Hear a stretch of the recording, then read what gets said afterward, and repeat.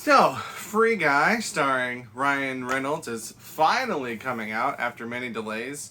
And I tried to figure out what Ryan Reynolds property should I watch to get ready for this, because this isn't a sequel to anything, it's not part of any franchise. And I went through a few different ideas. I thought about maybe talking about the fact that while several actors now have done both Marvel and DC properties, Ryan Reynolds is one of the few that has done Marvel, DC, and Dark Horse. Not many can say that. Jim Carrey's another one that comes to mind. But I didn't really want to watch these two movies again. So, kind of set that aside. Thought about maybe doing a comparison between the Deadpools. Maybe just do a couple on Deadpool, but I feel like those have kind of been done before. Thought about really reaching back into the first Marvel movie that he did with Blade Trinity.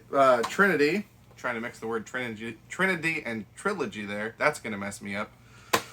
That didn't feel right. Thought about doing the entire Blade trilogy, but we've got a new Blade coming up in the MCU, so it feels like I should save it for that. So we've got all these Ryan Reynolds superhero properties. Nothing quite felt right. Didn't want to do Pikachu, because I assume there's going to be a new Pokemon movie in the next couple years. So, trying to plan out for the future, right? Trying to save things. So I thought, didn't Ryan Reynolds have some weird Netflix movie recently? I feel like I heard people talk about it. I never saw it. Maybe this will be my excuse to watch that. So the movie is called Six Underground. And man, it would have been better for me to rewatch these two movies. I made it less than 45 minutes into Six Underground, and then I had to turn it off. The movie is absolutely incomprehensible. None of the characters have names. They all have numbers, which is not only bad enough on its own, but then the bad guys that they're trying to take down are also just called by numbers. And it's the same numbers. So there's a 1 that's a hero, and there's a 1 that's a target, and there's a 2 that's a hero, and there's a 2 that's a target. And the movie starts after a very quick flashback with a scene that's almost 20 minutes long, pretty much in real time, of just incomprehensible chase sequence. I have no idea what's happening. I have no idea why they're being chased, who's chasing them, what their plan is, and at the end of the scene, it does not get resolved. This is absolutely the pinnacle of style over substance. And I didn't even realize at the time, looked it up later, and it made total sense that it's directed by Michael Bay. But, I mean, every Transformers movie that I've started, which has not been all of them, I've at least finished. I've at least mostly understood what was going on. I could not, for the life of me, tell you in the first 45 minutes of this movie what this movie is about. People that fake their death to try to kill other people for some reason. I don't know why they do it. I don't know what their end game is. I don't know what their goals are. I don't know why they felt like faking their death was the way into that. I was completely lost. And some movies, I know that you just gotta make it to the end before you can figure it all out. And I tried. There were multiple times where I was like, I gotta stop this. And I checked the time, and it was like hardly at all into the movie. I'm like, just keep going, just keep watching, just keep trying.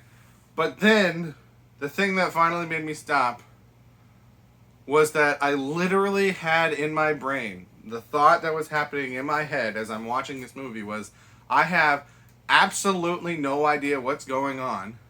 And as soon as I had that thought in my head, the voiceover narration from Ryan Reynolds in the movie, there was a title card that said present day, and it said, "Now you're all caught up," or something like that. And I'm just like, wait, was everything that I just saw supposed to help me understand? Because it did not at all. And I think what happened, I don't know. So, as I said, all of the heroes have numbers, not names.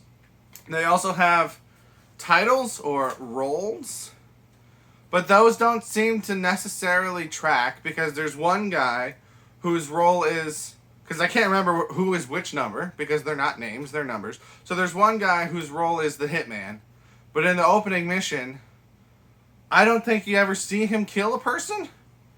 He's driving a separate vehicle. And then there's another character whose role is the CIA spook. I don't know what that's supposed to mean.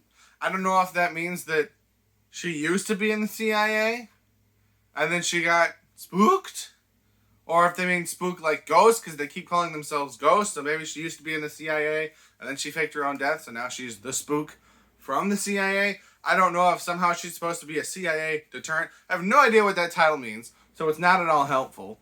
But during the first mission, she seems like the hitman, because she's the one that keeps making these shots that are killing people.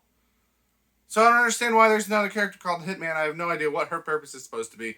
I'm sure I would have a better idea if I finished the movie, but I couldn't. I just couldn't. I couldn't keep watching this thing. That it was just noise.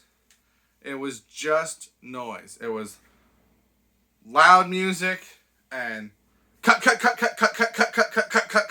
call it an action scene with just a whole bunch of people shouting and swearing at each other. That was what I saw in this movie. But after the first mission, then we're taken to a completely other scene with completely different characters, one of which becomes a new member of the team. Can't really remember why. Something because he was on a mission and he knew something was up and he was giving orders to not act on it, so he didn't act on it, and then the rest of his team died. So because of that, he's convinced to fake his own death. I could not comprehend what was happening. So suddenly he's on the team.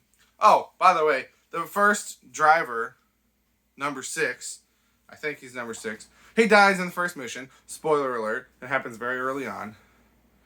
And there's a funeral scene where they're like throwing him into the water off of this boat. And, none of them know each other's names, which fine, whatever. But then one of them asks, like, did he have any family? And another person responds, I think it was us.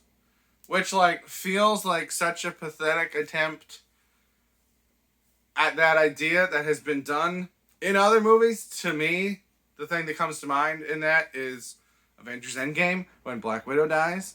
And they're like, did she have any family? And Captain America says, yeah, it was us. But that is after dozens of films and a decade of movies. And we find out later, we find out beforehand that this was their first mission together. So why you think you have any right to call yourself the family of this person who's you didn't even know the name of? It felt like it was trying to piggyback of other movies that have done that to try to get me to feel something, but I'm just like, you have no idea who this guy is. You don't care about him. Why are you acting like you do?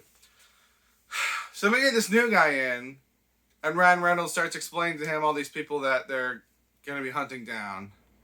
And then a title card comes on that says number 1.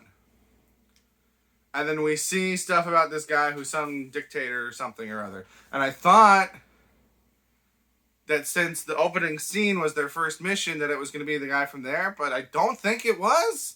So it's a new guy. For some reason, they're calling number 1 now. I don't understand. But we see stuff about this guy.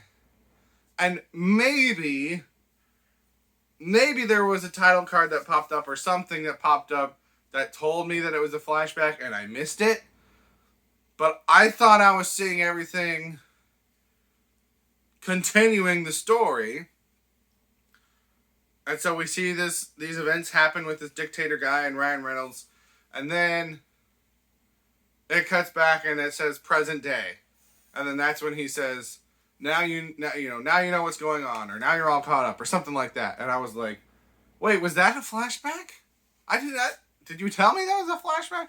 And then it immediately pops on screen with number 2, and then you see the CIA lady, who I think is called number 2. So it's like, I assume if I had kept watching, each person on the team has a personal connection with one of these targets on the board. But there's 6 people on the team, but the 6th one is now called 7 because 6 died. But there's 9 targets on the board. And I was just like, I cannot sit through 5 more of these. It was horrendous. This, I think, proves the idea that talent alone, acting talent alone, cannot save a movie. And I looked up to see like what other people thought of this, and apparently it's divided, which is shocking to me that some people thought this was a good movie. But the only positive things I could see people saying about it was Ryan Reynolds. I don't think he was particularly great in this. He was Ryan Reynolds. But I think this proves that having a good charismatic actor doesn't matter if your direction is horrible and you have no story and you have no characters. And you have no stakes because we don't know the characters, so we don't care if they die or not. One of the characters dies in the first mission, and it doesn't matter. They just go get a new one. So then I had to decide whether to make a video on a movie that I didn't finish. Because I feel like if a channel that I watched did that, especially if it was a movie that I liked, I would have been like, well, you got to finish it. You got to give it a chance. But I could not bring myself to finish this movie. And I did not want to fall back on one of the other ideas that I decided were not good enough. And I thought about, why did I watch this movie? I watched this movie, or why did I start to watch this movie? And I started to watch this movie because I wanted to hype myself up for Free Guy, which is an action movie starring Ryan Reynolds. So I chose another action movie starring Ryan Reynolds. And here's how I'm justifying it to myself. This movie was so bad, I am almost guaranteed to enjoy Free Guy more now than I would have if I had not tried to watch this piece of garbage first. And this movie, it's like, man, when people say that, like, the Fantastic Four reboot was bad, or X-Men Dark Phoenix is bad, or even X-Men Origins Wolverine was bad, those aren't good movies, but they're movies. There's a story and a plot that you can follow, and characters that you can understand, and there's things to be enjoyed about them. If you want to see a bad movie, something with no story that you can follow, no characters that you can understand, no plot that you can latch onto, try to watch 6 Underground. And if you make it 45 minutes in, you made it longer than me, because I stopped before that point. So, here's the Free Guy, hoping it's going to do a better job. But this is, I think, like I said, a good lesson in acting talent alone can't save a movie. And I know everyone complains about Michael Bay, but I think he's capable of being a good director. But directing talent alone doesn't make a good movie. Cool shots, Zack Snyder, on their own, do not make a good movie.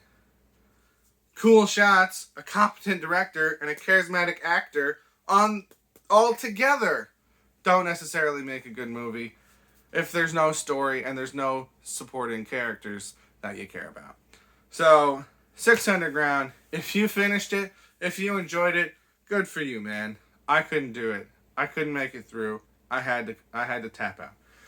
Those are my thoughts on the pieces of 6 Underground that I saw. Very much hoping that I enjoy Free Guy more than that. But let me know what you thought. That's what I thought. Thank you for watching. Have a good day.